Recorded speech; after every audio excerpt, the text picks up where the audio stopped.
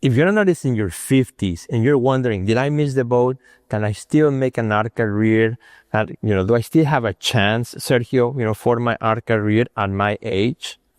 Let me tell you something, my friend. I've been an artist for over 30 years. I went to art school. I built a successful career. I traveled the world with my art. I opened my art gallery, became a curator, have curated tons of shows.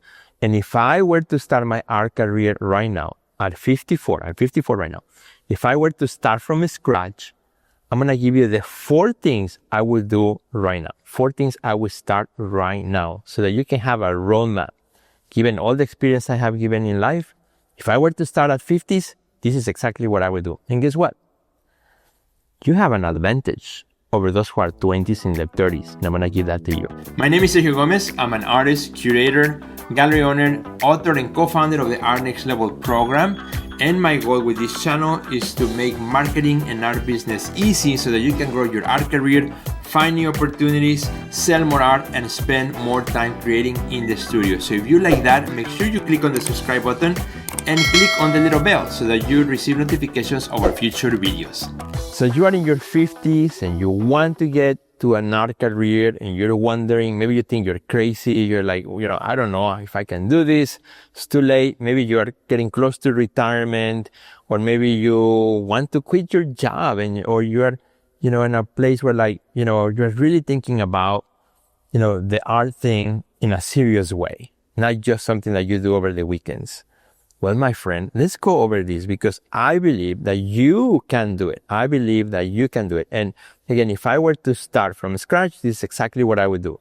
So number 1, first thing I would do is I would sit down and think, what kind of art career do I want? Here's the beautiful thing. In 2026 and beyond, you have options. Yes, you have options. There's not one way or one path to be an artist. That used to be the case some 30 years ago. Now, every artist has options. You can choose your art career and the way you work. For some of you, this may look like, I have already an income that I'm getting. I just want to build my art career on the side of that. I don't want to quit my job. I want that safety, but I still want to build something that is meaningful and successful on my own. And totally, you can do that. Because now we have the tools, we have the accessibility in which you can do that. And I'm going to give that as we go through this path. So pick that. Some of you might be like, maybe for you watching this, like, you know what? I'm actually getting close to retire. I may be retiring early, or maybe have an opportunity to leave my full-time job and then just do a part-time so that I can focus on my art. And that is amazing. If that's you, well, then you can start planning. Say, okay, I'm going to be dedicating more to my art. So I'm in a good position because I can still have an income. Doesn't require that my art is going to be, have the pressure that I need to sell and make sales with my art quickly, because I have this other income that can give me cushion. So that is a good thing, which most, 20-year-olds will not have. Now, if you're an artist who you're like, you know what, I'm ready to go 100%. I have some savings. I have something that I can sustain me while I build my career, but I'm going to go all in. That's awesome. So again, that's an option, right? So in other words, think about what is the reality that you have and how you want to operate as an artist. Or it could be a transition. Like you say, I'm going to start just with putting more emphasis while I'm still working full-time, but my goal is to then work into part-time and then from part-time into full-time as an artist. That is a path, right? But kind of like decide how you want to run your art career. At the same time, you can say, well, I, as an artist, since I'm already in my 50s, I don't have time to be and hopping around and trying to get into all art galleries. I'm just going to focus on trying to do things on my own. I'm going to become entrepreneurial, or what I call it, entrepreneurial, right? Become an entrepreneur. I'm going to run my own career the way I think is going to be best for me. And that's what I'm going to do, regardless of what a gallery says or doesn't say. So that is the most beautiful thing, that now we have options. Second thing that I would do if I were to start my art career right now, and this one is very, very important, is I need to do a time audit. Okay, a time audit. When you're younger, you have all the time in the world. When you're older, now you got responsibilities. Perhaps you have a wife or a husband or a partner, Perhaps, maybe you recently divorced. Perhaps you have kids. Perhaps they're already in college. Perhaps they came back from college back home. I don't know. But as we get older, we get more responsibilities, right? We get more bills to pay. We get more things. When he's younger, you're younger, you can have a lot of flexibility. But when we're older, we gotta be careful. So you gotta do a really time audit. So what I would do next in step number 2 is, after I decide, okay, what kind of artist do I need to be right now? Take control of my own career. Say, okay, I need to do a time audit and figure out, how am I going to be investing my time so that I can fulfill my responsibilities now as an artist, right? Because I want to build an art career. And building an art career is more than, oh, you're going to make art on the weekends and who cares what happens to it. That's an option. You have that option. There's nothing wrong with that option. If you just want to make it as a hobby, that's an option. But this video is not for those who want to do a hobby. It's for those who want to build an art career. I want to be clear. You want to build an art career, certain things you got to do. And for that, for an art career, you need to think about like a business. Think about, okay, I need to spend time, right, in my art, like making the art itself in the studio, whatever you make, painting, photography, sculpture, whatever. Gotta spend time in art, and I gotta spend time in the business of art. It's two very different things. Most artists just want to spend time in their studio, but they want nothing to do with their art business. And if you want to be successful, you got to spend time on both things. With all my experience that I had over the years, and with thousands of artists that I have worked over time, from emerging to highly successful artists who are, traveling and showing around the world, I can tell you, in order to be successful, you have to work in your business as well and be dedicated to your art business. Build an art business. So you have to do a time audit and say, okay, depends on how much time I have available. What can I reduce? Is it maybe time in watching Netflix, or time doing other things that are really not that important, or being on Facebook for an hour? Can I put that towards my art making? And can I put that also towards my business? Now, a lot of artists ask me, well, Sergio, how much time do I spend in my business versus my art? What's the ratio? Is it 50-50, 60-40, 70-30? What's the ratio? And I always say, don't worry about a specific ratio. It's never going to be 50-50, right? Because it will always change. There are seasons in which you need to focus in making amazing art and focusing in your art. So you may be working 80% on your art, 20% on your business. And there are seasons in which, like, you create something amazing. You have a beautiful collection of artworks that, like, you know what? This thing is ready for the world. So then you're going to go 20% in your studio and 80% in your business, right? So that you can spend time marketing that collection, finding collectors, getting it out into shows, looking for opportunities. So those things will always change, and you have to be okay with it, right? Never go 100 and 0. So you always need to have, a balance, and a balance, always goes up and down, right? And it's never going to be pretty. So, or 50-50 equals. Step number 3, I would do what I call a 90-day focus. So if I was going to start my art career right now from scratch, I would do a 90-day focus where I say, okay, for the next 90 days, right, or the next 3 months, I'm going to focus on something specific. Because here's what happens. A lot of artists, when they get, in their 50s, they want to kind of pursue their career like, Sergio, I want to do everything. I want to do collage, and I want to do landscapes, and I want to do portraits, and I want to do horses, and I want to do abstracts, and I want to do watercolors, and we want to do everything. And that is fine. If that's what you want to do, you can do that. But if you want to build an art career, you gotta focus. Again, that's the difference, right? Between what we're talking about. If you just want to be a hobbyist, you can do whatever you want. Doesn't matter. Who cares, right? Do what you want. That makes you happy. But if you want to build an art career, you gotta start getting into some focus, right? So do a 90-day plan, in which what I would do is, the first month, I would explore many things. I would explore a few things, and from that, think of it as a funnel. First month, work in a few number of things, maybe some painting here, maybe that. And then after I go for my first month, think about, okay, what is it that caused me? What got me excited? I did some abstracts. I did some landscapes, I did some watercolors. What really got me excited? Where do I see more potential? And let's say it's the landscapes. There was something about the landscapes that I did in my first month that I was really excited every time I approach a landscape. So I say, okay, I'm going to take in my second month, I'm going to work on my landscapes. And maybe pick another one, my second that I also like, just so that I have a little variety. And so I don't get like bored, right? So say, okay, but I'm going to focus on my landscapes. Now that I'm focusing on my landscapes, I'm going to ask myself the question, what about the landscapes? What do I want to say? What do I want to express through landscapes? What am I going to bring in different from the millions of artists that do landscapes? What about the landscapes that I make?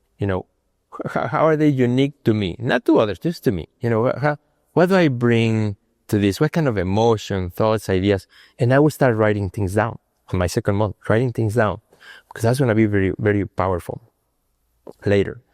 And as I do that, then in my last month, in my third month, I'm going to focus 100% on those landscapes. And I'm going to actually build a body of work, what's called a body of work in the art world, or a collection or a series of maybe 5 amazing landscapes. The best landscapes that I could possibly do, I'm going to focus on those and make those in my third month.